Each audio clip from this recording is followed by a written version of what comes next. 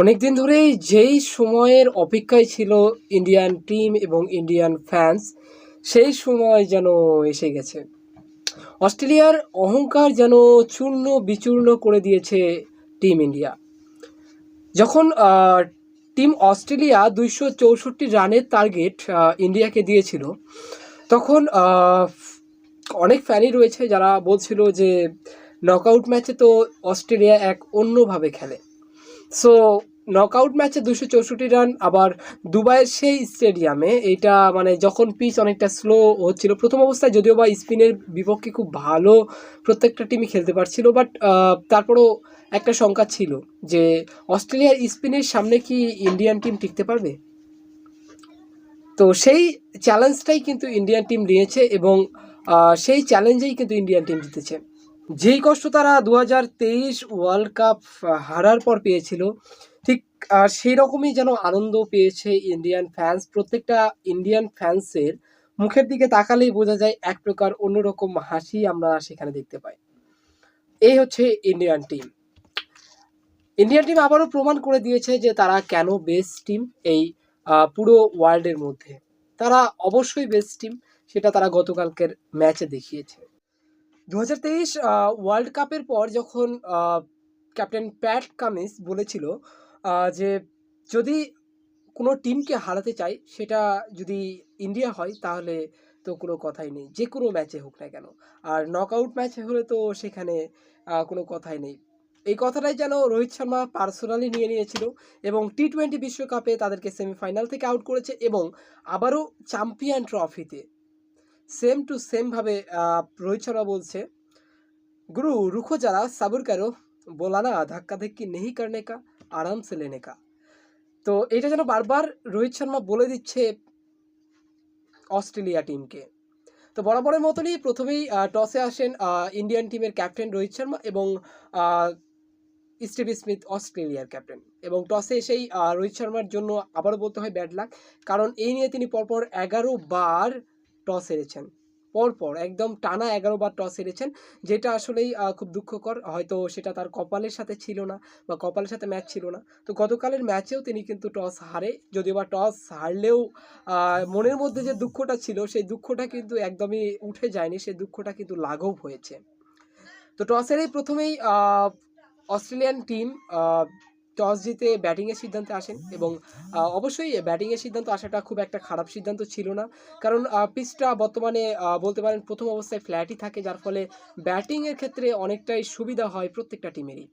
তো এখানে প্রথমেই অস্ট্রেলিয়া ব্যাটিংয়ে আসেন এবং ওপেনিংয়ে আছেন ট্রাভিস হেড এবং আহ, কোপার কর্নলি। তো কোপার কর্নলি কিন্তু একজন নতুন ব্যাটার, তিনি কিন্তু অনূর্ধ্ব-19-এ খেলেছেন এবং এখন কিন্তু প্রথমবারের মতো তিনি কিন্তু আহ, বিশ্বকাপ খেলতে এসেছেন, তাও আবার সেমিফাইনালের ম্যাচে ওপেনার হিসেবে। এটা অস্ট্রেলিয়ান টিম হয়তো অনেকটাই বলতে পারেন, আমি ভুল সিদ্ধান্তই বলবো, কারণ যেহেতু একজন নতুন ব্যাটার, অন্তত সেমিফাইনাল যেহেতু এটা নকআউট ম্যাচ, সো এখানে তাকে চান্স দেওয়াটা একদমই আমার কাছে বেটার অপশন মনে হয়নি। যাক, ট্রাভিস হেড জানেন আপনারা ইন্ডিয়ার পক্ষে কীরকম খেলে। যদি পুরো ইন্ডিয়ান টিমের কথা বলি, পুরো ইন্ডিয়ান টিম অস্ট্রেলিয়ান টিমকে ভয় পায় না, ভয় পায় ট্রাভিস হেডকে। ট্রাভিস হেডের যে ছক্কা চারের মার, সেগুলোকে ভয় পায়। তো ট্রাভিস হেড এবং কুপার কর্নলি কিন্তু দুজনেই কিন্তু ওপেনিংয়ে আসেন এবং কুপার কর্নলি কিন্তু 9টি বল পরপর 3 ওভার বলতে পারেন তারা কোনো রানই করতে পারেনি, 1টি রান করেছিলেন এবং বাকিগুলো সব ওয়াইডে রান পেয়েছিলেন। তো তিনি 9 বলে 0 রান করেছিলেন এবং ট্রাভিস হেড 33 বলে 39 রানের একটি ইনিংস খেলেছেন, দিয়ে আপনার বরুণ চক্রবর্তীর দ্বারা কিন্তু আউট হয়েছেন, যেখানে তিনি 5টি 4 এবং 2টি ছক্কা মেরেছিলেন 118 স্ট্রাইক রেটের সঙ্গে। এরপর ক্যাপ্টেন স্টিভ স্মিথ তিনি কিন্তু অনেকটা ধীমে খেলার চেষ্টা করেছেন, ম্যাচটিকে ঠিকঠাক রকম জায়গা মতো নিয়ে যাওয়ার চেষ্টা করেছিলেন। তিনি 96 বলে 73 রানের ইনিংস খেলেন এবং এখানে তিনি 4টি 4 এবং একটি ছক্কা মারেন 76 স্ট্রাইক রেটের সঙ্গে। মার্নাস লেবুসেঙ্গে তিনি কিন্তু 36 বলে 29টি রান করেন। আমরা জানি তিনি টেস্টে কীরকম খেলতে পারেন, স্পিন বলগুলোকে খুব ভালোভাবে চালাইতে পারেন। সো লাবু সিংকে এক প্রকার বলতে পারেন যে বেস্ট ব্যাটার। তবে এখানে তিনি খুব একটা ভালো করতে পারেননি। রবীন্দ্র জাদেজা যারা এলবিডব্লিউ আউট হয়ে কিন্তু সাজঘরে ফেরেন 36টি বলে 29টি রান করেই। তো এরপরে জশ ইংলিশ, আপনারা জানেন যে আফগানিস্তানের বিরুদ্ধে সে কীভাবে খেলেছিল, যেখানে সব উইকেট পড়ে গিয়েছিল, সেখানে জশ ইংলিশ এবং কিন্তু আপনার অ্যালেক্স চেরি মিলে কিন্তু সেই ম্যাচটিকে বাঁচিয়েছিল। তো জস ইংলিশ ১২ বলে ১১টি রান করেন। তাকে বেশিক্ষণ টিকতে দেখা যায়নি মাঠে। রবীন্দ্র জাদেজা তাকে বল করেছিলেন এবং তিনি একটি বল উঠিয়ে মেরেছিলেন, যেখানে বিরাট কোহলি সেই ক্যাচটা ধরেছেন। তো আপনাদের জানানোর উদ্দেশ্যে বলি যে বিরাট কোহলি কিন্তু এখনকার যুগে সর্বোচ্চ ক্যাচ ধরেছেন ইন্ডিয়ার হয়ে। এরপর অ্যালেক্স চেরি জানেন আপনারা কী ধরনের বিধ্বংসী একটা ব্যাটার। হয়তো তিনি যদি না থাকতেন তাহলে হয়তো ম্যাচটা অন্যরকম হয়ে যেত, ম্যাচটা হয়তো এত দূর এগোতো না। কারণ অস্ট্রেলিয়ার অনেক উইকেটই কিন্তু পড়ে গিয়েছিল। অ্যালেক্স চেরি ৫৭ বলে ৬১টি রান করেন, যেখানে তিনি ৮টি ফোর এবং একটি ছক্কা মেরেছিলেন। এবার গ্লেন ম্যাক্সওয়েল, অনেক আশা থাকে গ্লেন ম্যাক্সওয়েলের দ্বারা। তো গ্লেন ম্যাক্সওয়েলের প্রথমেই আসেন একটি ছক্কা এবং একটি ১ রান নেন এবং এর ফলে কিন্তু তিনি তার ইনিংস শেষ করেন। মাত্র ৫টি বলে ৬০টি রান করেন।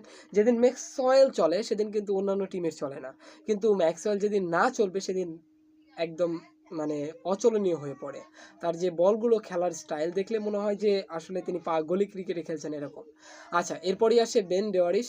তিনি কিন্তু ২৯টি বলে ১৯ রান করেন। তিনি কিন্তু একজন বোলার, বাট অলরাউন্ডারও বলতে পারেন। তিনি কিন্তু খুব ভালো খেলেছেন বলতে পারেন এক প্রকার।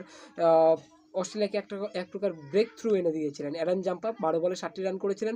ন্যাথন এলিস ৭ বলে ১০টি রান করে আউট হয়ে গিয়েছিলেন এবং তানভীর সাঙ্গা তিনি ১ বলে ১ রান করে নট আউট অবস্থায় কিন্তু সাজঘরে ফেরেন। তো এরপরেই কিন্তু ইন্ডিয়া টিম ব্যাটিং করতে আসেন। ইন্ডিয়া টিমের ব্যাটিংটা লাইন আপ খুব একটা ভালো চললেও কিন্তু শেষ পর্যন্ত কিন্তু ভালো হয়ে ওঠেনি। রোহিত শর্মা প্রথমে তো শুভমান গিল আউট হয়েছিলেন ডেওয়ার্সের দ্বারা। তিনি কিন্তু বোল্ড হয়েছিলেন এবং ১১টি বলে ৮টি রান করেছিলেন। রোহিত শর্মা কিন্তু খুব একজন সুযোগ্য ওপেনার বলতে পারেন, বা বলতে পারেন ম্যাচ জিতানো ইনিংস কিন্তু তিনি খেলতে পারেন। যদি তিনি যেদিন খেলবেন সেদিন তিনি যদি ১০ ওভার পর্যন্ত টিকতে পারেন, তো অন্যান্য টিমের ওই ম্যাচটি জেতা আমার মনে হয় অসম্ভব। তো রোহিত শর্মা ২৯টি বলে ৮৮টি রান করেন, যেখানে তিনি ৩টি ফোর এবং একটি ছক্কা মেরেছিলেন। তো তার জন্য একটা ব্যাড লাক বলতেই পারি, কারণ তিনি একটি খারাপ শট খেলতে গিয়ে কিন্তু এলবিডব্লিউ হয়েছেন কুপার কনলির দ্বারা। এরপর বিরাট কোহলি, আসলে কিং কোহলির জন্য এই জন্য একটা তালি মারতে ইচ্ছা করছে, কারণ কিং কোহলি এমন একজন মানুষ যিনি কিন্তু বিপদের দিন সঙ্গী হয় এবং যেদিন বিপদ থাকে না সেদিন কিন্তু তিনি সঙ্গী হন না।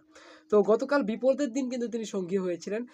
৯৮ বলে ৮৪, তিনি কিন্তু নকআউট ম্যাচগুলোতে সবসময় ভালো খেলার চেষ্টা করেন এবং সবসময় ভালো খেলেছেন তিনি। ৯৮ বলে ৮৪ রান ইনিংস খেলেন, তবে আমি তার জন্য খুবই দুঃখ পেয়েছিলাম ম্যাচটি দেখে, যে তার সেঞ্চুরিটা মাত্র ১৬টি রানের জন্য তিনি সেঞ্চুরিটা তুলতে পারেননি। আমার মনে হয়নি সেখানে তিনি জোরে খেলার কোনো দরকার ছিল, কিন্তু তিনি মেরে খেলার চেষ্টা করছিলেন পরবর্তীতে যে, তো এই জায়গাটাতেই অনেকটা তিনি আউট হয়ে গিয়েছিলেন। এরপর শ্রেয়াস আয়ার ৪ নম্বরে বলতে পারেন এক প্রকার বেস্ট একজন ব্যাটার শ্রেয়াস আয়ার। তিনি ৬২ বলে ৪৫টি রান করেন, যেখানে তিনি শুধু ৩টি ফোর মেরেছেন, কোনো প্রকার ছক্কা মারতে পারেননি। আকসার পাটেল ৩০ বলে ৮৭টি রান করেন, একটি ফোর এবং একটি ছক্কা মেরে। কেএল রাহুল নট আউট অবস্থায় ৩৪ বলে ৪২ রান করেন। অবশ্যই কেএল রাহুলের জন্য কষ্ট হয়, কারণ কেএল রাহুল যখন ব্যাটিংয়ে ছিলেন তখন কিন্তু বিরাট কোহলি আউট হয়ে গিয়েছিলেন এবং হার্দিক পান্ডিয়া এসেছিলেন, এবং হার্দিক পান্ডিয়ার ধুমধারাক্কা মারের কারণে কিন্তু আসলে কেএল রাহুলের হাফ সেঞ্চুরিটা পূরণ হয়নি। যদিও আমি মনে করছিলাম যে হার্দিক পান্ডিয়ার কোনো দরকার ছিল না, কারণ হার্দিক পান্ডিয়া একটা বল মারতে চেষ্টা করছিলেন, ব্যর্থ হচ্ছিলেন, ২টা বল মারতে চেষ্টা করছিলেন, ব্যর্থ হচ্ছিলেন, মানে তিনি কোনো সিঙ্গেল নেওয়ার চেষ্টাই করেননি। তিনি শুধু বাউন্ডারি হাঁকানোর চেষ্টা করেছেন এবং সেই কাজটাই কিন্তু তিনি করেছেন। তিনি ৩টি ছক্কা এবং একটি ফোর হাঁকিয়েছেন, ২৪ বলে ৮৮ রান করেছেন। কেএল রাহুলের হাফ সেঞ্চুরি মিস গিয়েছে, ৩৪ বলে ৪২টি রান করেছেন, যেখানে তিনি ২টি ফোর এবং ২টি ছক্কা মেরেছেন। রবীন্দ্র জাদেজা ১ বলে ২ রান করেছিলেন, তারপরে নট আউট হয়ে কিন্তু খেলাটি শেষ করেছেন, এবং এই নিয়ে কিন্তু টোটালি ৪ উইকেটের ব্যবধানে কিন্তু ইন্ডিয়া অস্ট্রেলিয়ার সঙ্গে জিতেছেন। তো congratulation India for this winning match, and next match অবশ্যই ফাইনাল হবে। আজকে আমাদের সেমিফাইনাল রয়েছে, এবং আজকে সেমিফাইনালের পর আমরা জানতে পারবো অ্যাকচুয়ালি যে কোন দুইটি দল ফাইনাল খেলছে। তো অবশ্যই ফাইনালের জন্য ইন্ডিয়ার জন্য অবশ্যই একটা শুভকামনা দিতেই হয়, ইন্ডিয়ার জন্য শুভকামনা রইল ফাইনালের জন্য।